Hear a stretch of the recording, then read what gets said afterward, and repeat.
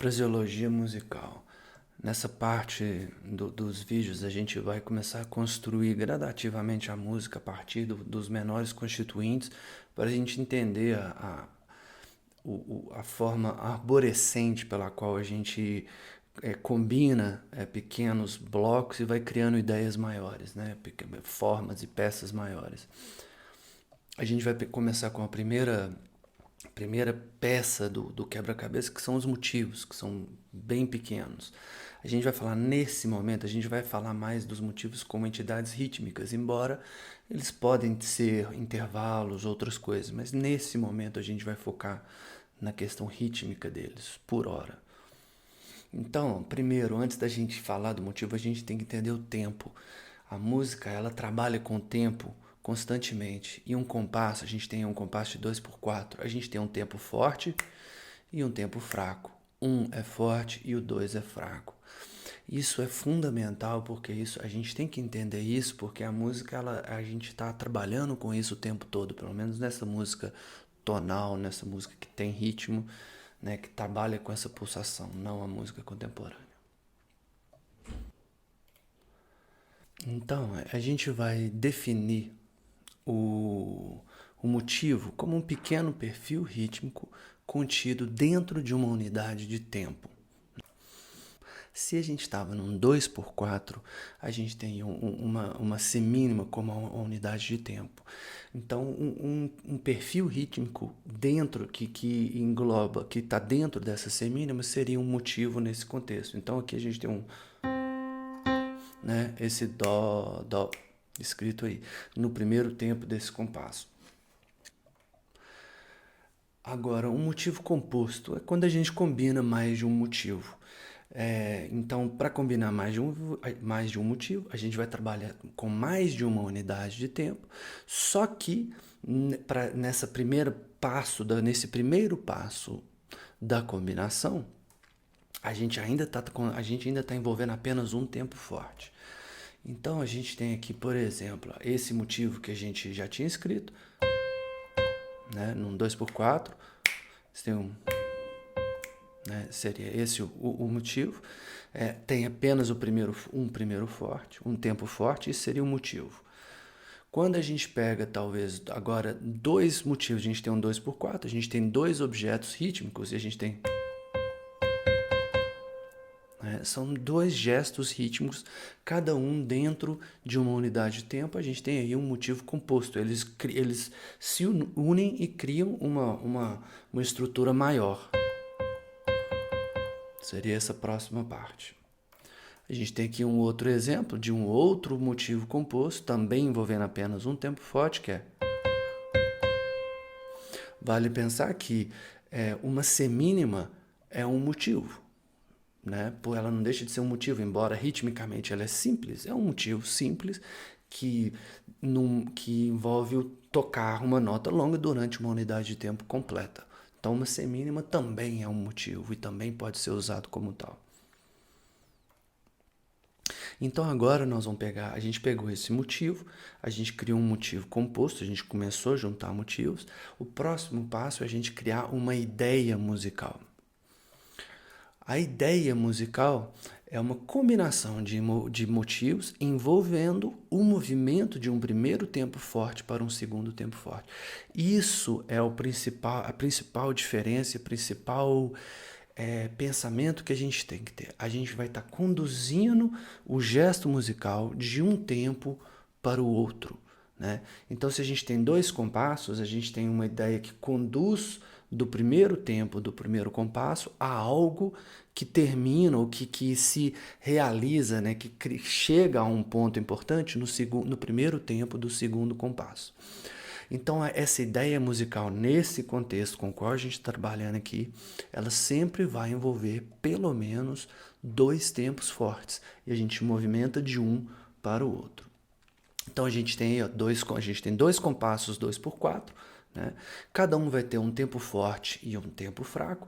E a ideia musical vai ser um gesto que te leva desse primeiro tempo ao primeiro tempo do próximo compasso. A gente tem aí na tela o exemplo da ideia musical, que é a origem da Sonata 1 do Beethoven. Essa sonata é importante a gente citar porque ela é talvez a peça mais utilizada para ensinar e forma musical e construção temática. Então é bom a gente ver isso, ela é extremamente didática.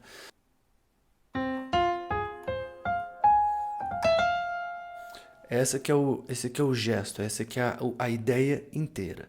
Então nós vamos tirar, se a gente pegar e analisar, ela vamos entender o seguinte. A gente tem um anacruse, né? Esse Fá é o primeiro tempo, a gente tem um arpejo, e aí depois a gente tem um gesto no segundo tempo. Então, olha só, nesse primeiro compasso, a gente tem um motivo composto, né? Que são 4 semínimas, como o compasso é 2 por 4, a gente tem quatro motivos que geram essa entidade maior. A gente vai chamar ele aqui, nesse termo, esse é um termo que eu estou usando aqui para facilitar a comunicação entre a gente, não é um termo que a gente encontra em livros, por exemplo, do Schoenberg ou de outros compositores, né, ou de outros teóricos. Então a gente vai chamar isso de um motivo identificador. Ele a parte principal, o início dessa ideia musical. Depois desse motivo, e o que o motivo identificador faz? Ele te leva ao primeiro tempo do segundo compasso, né? Pra gente, tudo aí está acontecendo para a gente chegar nesse Lá bemol no segundo compasso. Depois que a gente chegou, a gente tem um motivo conclusivo.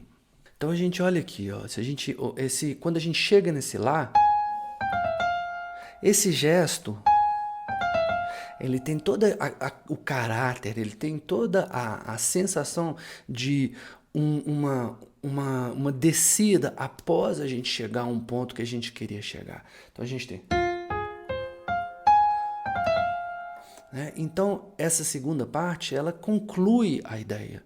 Então nós vamos chamar isso de um motivo conclusivo.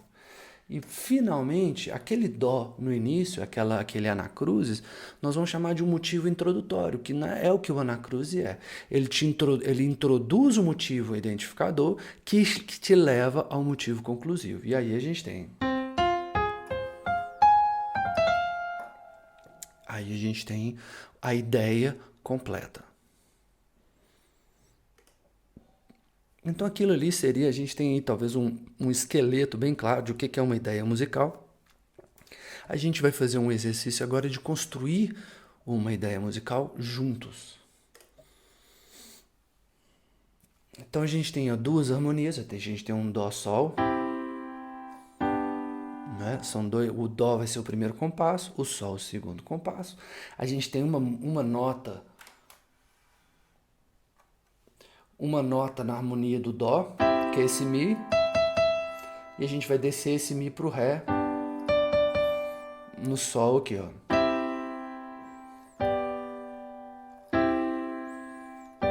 É isso, né? Então isso aí o quê? Isso é o esqueleto da nossa ideia musical. A nossa ideia musical, tudo que ela é algo que vai sair daqui e chegar aqui. Então o que a gente vai fazer? A gente vai colocar, num primeiro momento, 2 motivos dentro das 2 unidades de compasso do primeiro compasso, né? Da unidade de tempo do primeiro compasso. Então, ó, o primeiro tempo é isso. O segundo tempo são 4 semicolcheias. Né? E aí a gente chegaria no Ré do próximo compasso. Então o que eu tenho que fazer agora? Eu simplesmente vou preencher usando o nosso conhecimento musical, passagens, arpejos e etc. Nós vamos fazer o seguinte, olha, no primeiro tempo eu vou usar apenas uma passagem. Então eu tenho Mi, isso. Então eu já tenho meu primeiro motivo com alturas designadas. E o segundo motivo, o que eu fiz? Eu fiz um arpejo que a gente chama de arpejo quebrado. Ele não é um arpejo direto. Ele é um arpejo que muda de direção no meio dele. E aí eu chego no Ré. Então, a ideia seria... Essa é a nossa primeira ideia musical. Ela está aí construída. A gente tem aí, nesse momento, um motivo identificador e ele chega no primeiro tempo do segundo compasso. Então é uma ideia musical. Só que é uma ideia musical que não explora esse motivo conclusivo. Então o que a gente vai fazer? Vamos criar algo nesse motivo conclusivo. O que eu fiz aí? Eu chegava direto nesse Ré no primeiro tempo. O que eu vou usar? Uma apogiatura. A apogiatura é uma ferramenta extremamente comum para concluir uma ideia musical. A gente ouve isso muito, principalmente no período clássico. Então eu simplesmente atrasei a resolução desse Mi e fiz uma figura com o vizinho depois de resolver.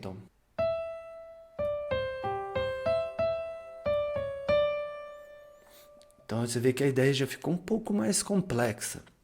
Vou tocar isso com acordes que a gente pode ter mais, fica mais forte ainda, bem simples.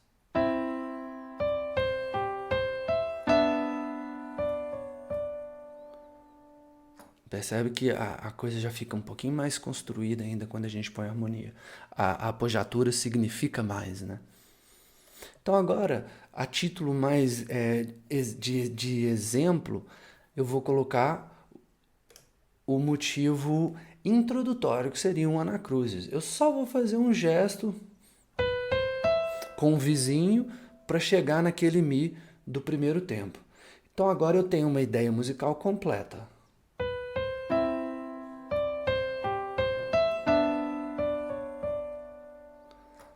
Pronto, isso é uma ideia musical. Toda ideia musical tem que ter anacruzes? Não. Muitas não tem. Aliás, a gente pode começar num primeiro momento não explorando o anacruz. A gente pode começar, talvez é uma questão didática, pode ser mais fácil no primeiro momento explorar ideias que não tenham anacruz. Depois a gente simplesmente acrescenta esse anacruz, esse motivo introdutório às ideias que a gente está criando.